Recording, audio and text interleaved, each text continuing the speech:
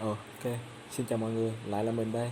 Thì ở bài 4 này, mình sẽ hướng dẫn về cách tạo trục tọa độ và cách đo một chương trình tự động cơ bản. Ha. Thì trước tiên, mình xin giới thiệu một chút về cách tại sao phải tạo trục tọa độ. Thì như mọi người có thể thấy ở đây, hiện tại là trục của máy là MCS. Khi đó, nếu mình không tạo trục tọa độ cho con hàng mà vẫn giữ cái trục tọa độ của máy để hoạt động, thì ở lần đo đầu tiên nó vẫn bình thường, không có vấn đề gì lớn xảy ra cả. Nhưng khi mình đo lần thứ hai, và ví dụ như mình đang đặt ở vị trí này, nó lệch đi vị trí đầu tiên rất là xa, thì khi đó trục máy sẽ không chạy được.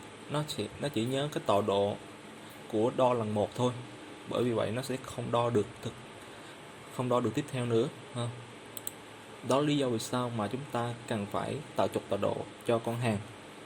Ví dụ ở đây mình đang tạo trục tọa độ ở góc này là PCS. Khi đó mình di chuyển con hàng đi bất kỳ nơi nào đi vẫn có thể đo được bình thường, do nó sẽ nhớ vào từ cái tọa độ này so với những cái hình như với những hình tròn đường thẳng mà mình muốn đo thôi. Ví dụ như cái trục tọa độ mình là ở đây, và mình muốn đo một vòng tròn chỗ này, thì mọi người có thể thấy trên bản vẽ của mình thể hiện đó là x nó sẽ là 80 và y của nó là 60. Khi đó thì nó cứ nhớ mãi vị trí như vậy mà chạy đo thôi, dù mình di chuyển bất kỳ nơi đâu. Ví dụ thêm một nữa là vòng tròn này, thì x của nó sẽ là 150, y của nó sẽ là 60 cộng 36 là 96. Ok, thì khi đó nó vẫn đo bình thường thôi, nó không có vấn đề gì xảy ra cả. Thì bây giờ mình sẽ đi vào thực tế là tạo một cái trục tọa độ cho mọi người xem ha. Thì trước khi tạo một trục tọa độ thì mọi người phải cần chú ý bản vẽ của mình một chút, nó là yêu cầu như thế nào. Thì ở đây nó đang yêu cầu là ABC là 3 điểm để tạo ra cái trục tọa độ cho mình. Thì mọi người có thể thấy đây, tầm A này là trên bề mặt phẳng, B là cạnh,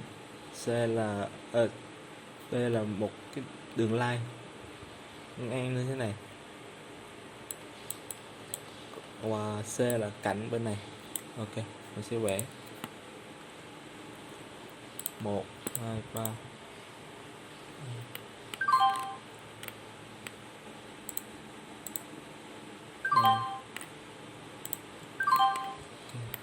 Sau đó mình sẽ bấm vào đây,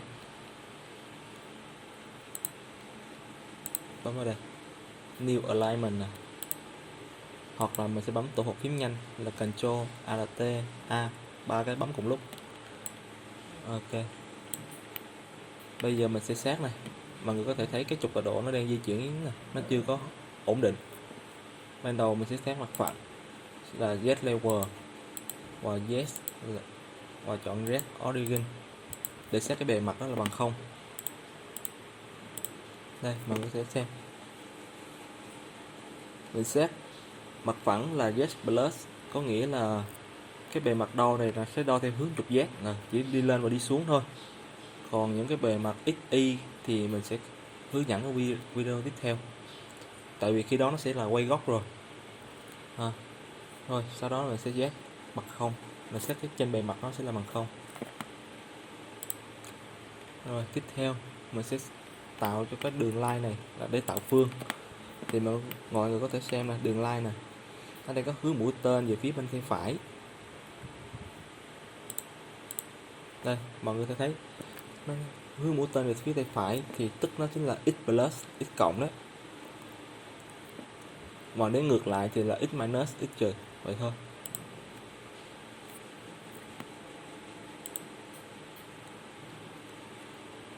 Khi đó mình sẽ chọn này, x plus này, rotate nó. Và nếu là x thì mình phải chọn y origin, tức là khi là cái điểm cuối của thằng x. Điểm cuối của thằng x thì nó phải đi thẳng lên để tạo ra thằng y, đúng không? Thì khi đó mình sẽ chọn y là origin. Đó, mọi người sẽ thấy nó đã cố định được rồi, nhưng mà nó đang đi ra và đi vào này, tức là nó chưa có xác định được cái điểm cuối cho thằng x đó. Nên bây giờ mình sẽ tiếp tục chọn vào X, nút bên T1 này là điểm cuối này, mình chọn vào X Origin. Ok, mọi người thấy nó đã cố định ngay vị trí này.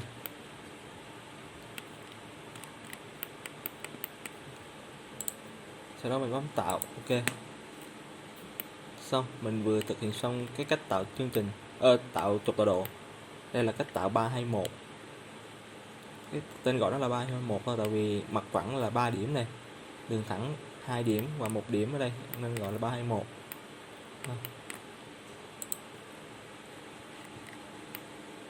Rồi sau đó mình sẽ gọi lệnh mod DCC. Ở trong trường hợp nếu mọi người sử dụng phiên bản các cũ là nó chỉ như vậy thôi nè, nó không có cái loại chữ như kia, chỉ là hình ảnh như vậy thôi, thì mình sẽ nhấp vào đây drop mod đó cũng được ha. Mình để lệnh comment cho nó dễ. Sau khi mình đã chọn mod DCC xong, mình sẽ nhấn F10. Mình vào đây clearance plan này, ở mục yes plus này mình sẽ chọn là khoảng 60, tức là sau khi nó đo xong một điểm đó nó sẽ lùi lên vị trí cao là 60, xong mới xuống đo tiếp để tạo cái bề mặt an toàn đấy. Rồi mình chọn vào đây apply, mình qua phần motion để chỉnh tốc độ. Cái phần reheat và recharge này mình cũng đã giới thiệu sơ qua ở phần khai báo và hiệu chỉnh cho kim. Thì đây là trước khi chạm vào cái điểm cần đo 2.54 mm, và đây là sau khi đo xong nó sẽ lùi lên 2.54 mm ha. Đây là tốc độ di chuyển, còn đây là tốc độ chạm. Tốc độ chạm thường là càng nhỏ càng tốt ha, để con hàng nó vẫn luôn trong trạng thái ổn định khi đo. Đây là tốc độ scan, tốc độ xoay góc. Ok, mình apply này. Rồi sau đó mình sẽ đo bình thường thôi. Sau đó ví dụ mình muốn đo vòng tròn này, đo mặt phẳng này, đo đường thẳng này. Rồi thì những cái điểm này là những cái điểm đằng sau lệnh mod DCC này, nó sẽ chạy tự động hết toàn bộ. Sau đó mọi người có thể bấm vào đây tính toán như bình thường. Rồi sau đó nếu mọi người muốn chạy lại, có hai cách chạy lại. Ctrl Q là sẽ chạy lại toàn bộ chương trình luôn. Thì khi đó mọi người phải đo lại, mọi người có thấy màu xanh nó xanh dương đây không? Tức là mọi người phải đo lại 3 điểm thủ công này để xác định được cái tọa độ mà cái con hàng đang ở đâu đó. Thì đó, mọi người phải đo lại thủ công ở đây. Và khi đo thủ công cần chú ý một cái là mặt phẳng thì mình đo lại 3 điểm, tích một cái như bình thường, không có bắt buộc phải nhớ đúng vị trí ha. Nhưng mà ở thằng line này nè, thì ban đầu mình đang tạo nó là x plus, là nó đang có nghĩa nó đang hướng về bên phải, hướng về phía bên này.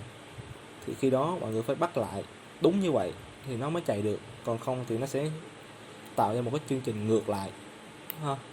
Thì để tạo ra được cái đường line có mũi tên hướng về bên phải thì mọi người chạm từ bên trái trước, và sau đó qua bên phải. Còn ngược lại, muốn tạo mũi tên hướng về phía bên trái thì là một điểm bên phải trước, sau đó qua điểm bên phải, bên trái. Ok rồi. Còn mọi người chỉ muốn chạy từ cái lệnh mà mình yêu cầu thôi. Ví dụ mình để chuột ngay đây, chuột ngay lệnh mod DCC này, mình bấm Ctrl U thì nó sẽ chạy lại tất cả những cái lệnh mà đằng sau lệnh mod DCC thôi. Đây, mọi người có thể thấy sau khi đo xong nó sẽ lùi lên 60. Ok, sau khi đo xong có thể xem kết quả ở đây, nhưng mà nãy giờ mình chưa có tạo kết quả nên nó không có gì hết. Ok, thì video hôm nay chỉ ngắn gọn vậy thôi. Mọi người có thể, nếu không hiểu có thể xem lại vài lần nữa, hoặc có thể comment bên dưới mình sẽ hướng dẫn thêm. Cảm ơn mọi người.